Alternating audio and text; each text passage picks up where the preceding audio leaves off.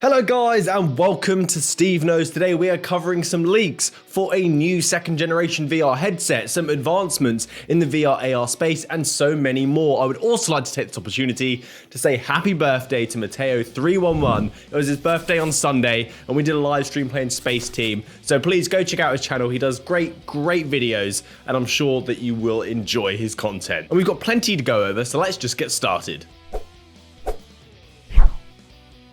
So we have new headset information that's been leaked by Walking Cat, a well-known source on Microsoft Intel, and they tweeted out on the 23rd in the afternoon in the UK a picture of a new HP headset and a set of controllers. And we heard of news a while back of HP doing a virtual reality project in partnership with Valve and Microsoft to be a no-compromise headset, and it's being coined the Reverb G2, and they gave us an image where we had to raise the exposure in order to see what it looked like. But we have new leaks now, new images that look like it's the same headset. They look exactly the same. It's got the dimples where the inside-out tracking is going to be. It's got the same over-the-ear headphones that the original had, so this really does seem legit. But these new images give us more detail, such as the insert, the face insert material looks like it could be a fabric instead of a foam, but I'm not a textiles guru, so I can't really tell. Hopefully it's not foam, because they just absorb all the virtual reality sweat and it's so unhygienic, it's horrible. But the head strap on this looks really fantastic. There's lots of thick cushion support around the back of the head to keep it secure and spread some of that weight that you feel, because on the Oculus Quest you have that single thin strap, and after a while I do feel the strain and the ache at the back of my head where it's front heavy and it's pulling on it, so this looks much more secure. UploadVR have said that these parts resemble assets from Valve. I don't own a Valve Index, so I can't say on this, but that's what they're saying. The manual IPD adjustment also is a Valve asset, which manual adjustment I'm really glad to see, because the software solutions are just terrible. The remotes have changed as well, touchpads bye-bye. And I think that's a smart move. I've tried the wands recently, and coming from a gamer who has never used thumbsticks in his entire life apart from a little kid using a D-pad, the touchpad is just, it's so awkward to get used to. The thumbsticks are a proven user-friendly design, and it seems we've actually got some standardization in the VR world right now with these controllers, which is great. We also see a menu button and a Windows button on these controllers. Hopefully this headset provides the quality of a high-end headset at a mid-range price, so the high refresh rates, a wide field of view, decent tracking for around £600, because we've seen people go high-end with their price point, but the headset just doesn't provide, or the headset doesn't justify that cost, and it just didn't go well for them. I'm not going to name names, but I'm sure you know what I'm talking about. It just doesn't work. I also don't expect this headset to be released anytime soon. This is a leak, but I don't see it being announced and released anytime soon, because we've just had a new wave of VR headsets and a increase in adoption. So releasing a new headset, it's going to be for the enthusiasts. I don't see people that have just bought the Rift S or they recently bought a Valve Index because of Half-Life Alyx or a Quest going out and buying a next generation or the HP2 or the HP G2, headset.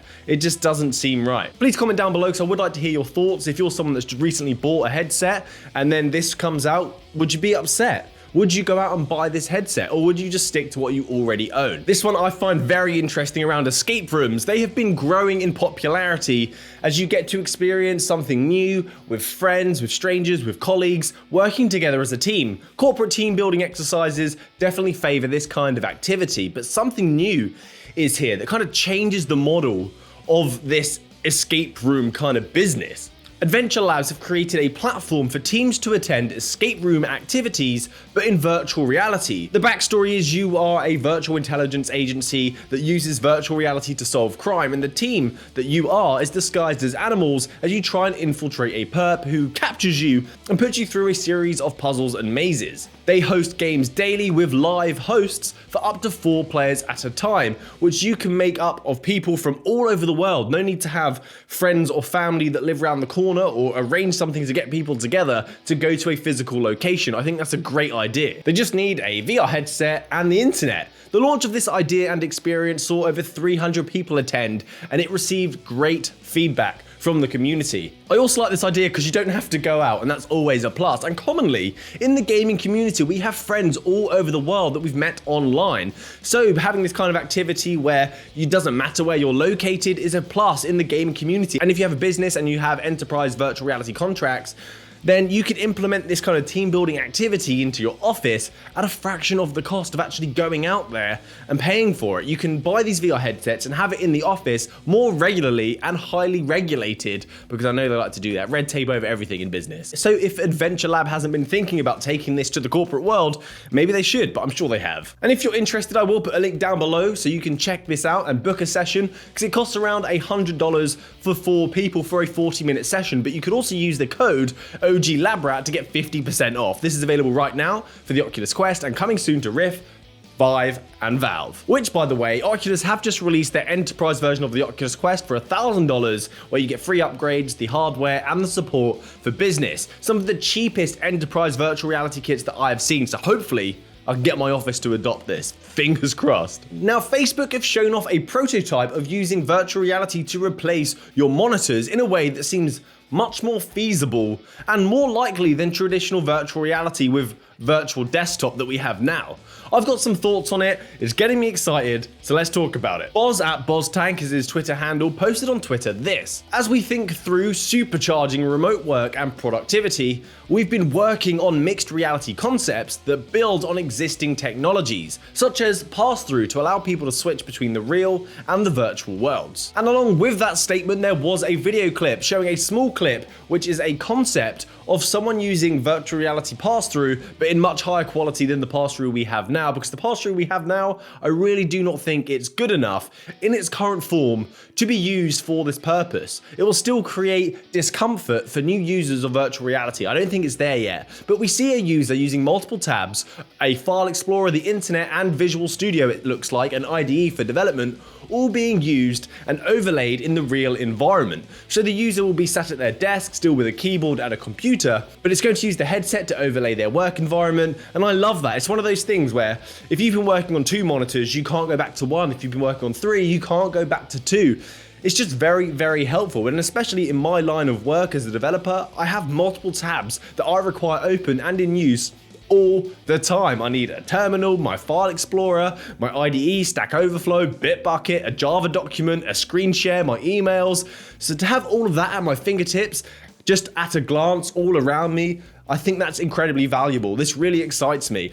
But I don't see the current generation of headsets being able to use this in a way where people are actually going to adopt it. One, the quality of the pass-through, I just don't think is good enough for the majority of people. It just doesn't create a comfortable environment to work in. And headsets such as the Quest, VR headsets, they're too heavy to have on for an 8-hour workday. It's just, I don't see it happening. This is more of the augmented reality wearables that are using the micro displays that should be coming very, very soon. And by the way, there is some big news in that space coming out on the 26th of May. So please stay tuned, because it's to do with AR and virtual reality wearables for mass use. I want to talk about hand tracking now, because obviously it's a topic that's hyping right now, because we've just had 3 games released for the Oculus Quest that use hand tracking: Curious Tale, Waltz of the Wizard, and Elixir. But this hand tracking game is something I'm more interested in, because I'm a big fan of Rock Band, Guitar Hero, those sorts of games, and my friend Gamertag did a full interview with the developer, Ricardo, and it's very interesting. Some great insights. I'll link below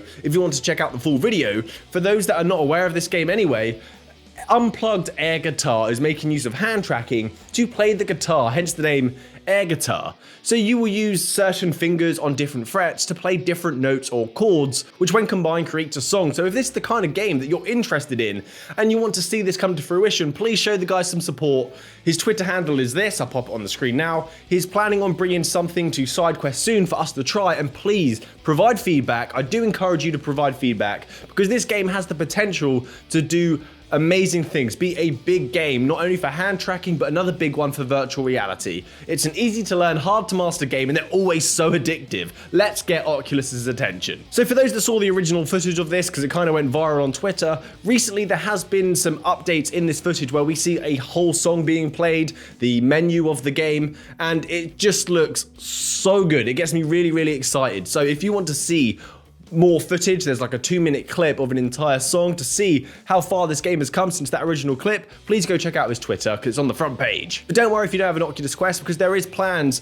to get this game available on all platforms, making use of the new finger tracking that all of these major platform headsets are going to try and bring to the next generation. We've seen it with Sony, we've seen it with Oculus, Valve of course already have it. So I'm really excited to see how this game turns out. So thank you for watching to the end of the video. That's it from me today. Please stick around for next time so you don't miss out on any of the latest and greatest virtual reality news. Thanks to my patrons, you absolute legends, and happy gaming, guys. Good day.